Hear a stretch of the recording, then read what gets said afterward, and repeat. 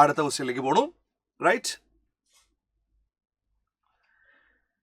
Yes. ഒരു 5-6 റോഡുകൾ, 3 X 3 Y, equal dimensions ആണ്. യെസ് ആണ്, പിന്നെ വെറുതെ എക്സ് വൈ എന്നൊക്കെ പറഞ്ഞ പൊട്ട്. ഈക്വൽ ഡയമെൻഷൻസ് ആണ്. Temperatures end points F maintained at 100 degree, end points അല്ലേ എ ആൻഡ് എഫ്. അപ്പോൾ ഇവിടെ 100 ഡിഗ്രി ആണ്. യെസ്. പിന്നെ എഫിൽ ഇവിടെ 40 ഡിഗ്രി ആണ്. യെസ്. ഇനി എന്താ ചോദിച്ചത്? Given the thermal conductivity of rod X is 3 times. പറ്റിച്ചിട്ടുണ്ട്. ഇതവിടെ എന്താ? Thermal conductivity of rod X is 3 times that of Y എന്ന് പറഞ്ഞിട്ടുണ്ട്. ഇത് പറഞ്ഞു temperature at junction point B and E are closed. 2 സ്ഥലത്തും പറയണം. കള്ളന്മാർ. ഇവിടുത്തെ ടെമ്പറേച്ചർ ഞാൻ T1 എടുക്കാം, ഇവിടുത്തെ ടെമ്പറേച്ചർ T2 എടുക്കാം. ഇതൊക്കെയാണ് പറയേണ്ടത്. റോഡുകൾ തമ്മിൽ തന്നിട്ട് തെർമൽ കണ്ടക്ടിവിറ്റി കേസ് ചോദിച്ചു കഴിഞ്ഞാൽ പക്ക കറണ്ട് പോലെ വിചാരിച്ചാൽ പോരെ. Heat flow it is equivalent to electric current flow. അപ്പം ഇങ്ങനെ വരുന്നു. ഇത് രണ്ടാളും യെസ്. ഇവിടെ എത്തുമ്പോൾ കറണ്ട് 2 ഡിവൈഡ് ചെയ്യും. യെസ്. പിന്നെ നേരെ പോവും. അപ്പം ഈ രണ്ടാളും എങ്ങനെയാ? സീരീസ്. ഈ രണ്ടാളും എങ്ങനെയാ? സീരീസ്. ഈക്വലൻ്റ് എടുത്തിട്ട് ചെയ്യണം. അതിനാദ്യം തെർമൽ റെസിസ്റ്റൻസുള്ള കൺസെപ്റ്റ് അറിയണം. ഏതാ? Thermal resistance R is equal to L by K. Yes. ഇപ്പം തെർമൽ റെസിസ്റ്റൻസിൻ്റെ എഴുതാം നമുക്ക്. Thermal resistance R yes K A ആണേ. യെസ്. എല്ലാവർക്കും സെയിം ഡയമെൻഷനാണ് എല്ലും എയും. അപ്പം എക്സിൻ്റെ തെർമൽ കണ്ടക്ടിവിറ്റി 3 ടൈംസ് എന്നല്ലേ പറഞ്ഞ്? യെസ്. അപ്പം ഞാൻ ഇങ്ങനെ എഴുതട്ടെ. R X by R Y is equal to K Y divide by K X. എക്സിൻ്റെ തെർമൽ കണ്ടക്ടിവിറ്റി 3 ടൈംസ് എന്ന് പറഞ്ഞാൽ 1/3 വരും.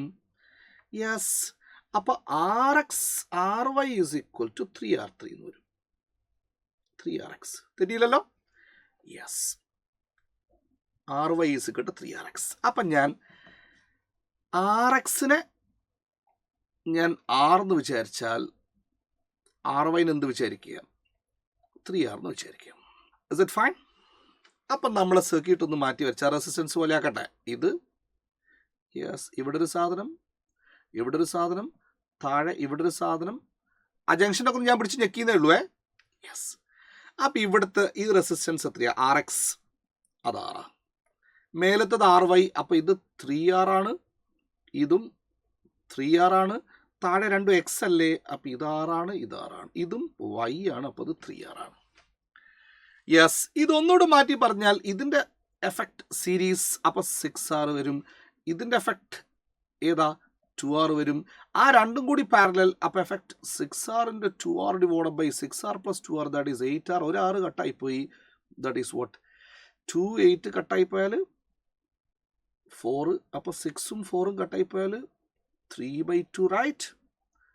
അപ്പോൾ അത് 3R/2 വരും. അപ്പം ഞാൻ അതൊന്നുകൂടെ മാറ്റിയാൽ 6 യെസ് ഇത് 6, ഇത് 3R/2, ഇത് 3R. അപ്പോൾ ഈ എൻഡിൻ്റെ എഫക്റ്റീവ് റെസിസ്റ്റൻസ് RAF എന്ന് എഴുതട്ടെ ഞാൻ. RAF ഇത് എയും ഇത് എഫും. ഈ പോയിന്റ് ഏതാ? ഇതാണ് ബി. ഈ പോയിന്റ് ഏതാ? ഇതാണ് ഇ. അപ്പോൾ RAF എത്രയാ? എല്ലാവരും സീരീസിലല്ലേ?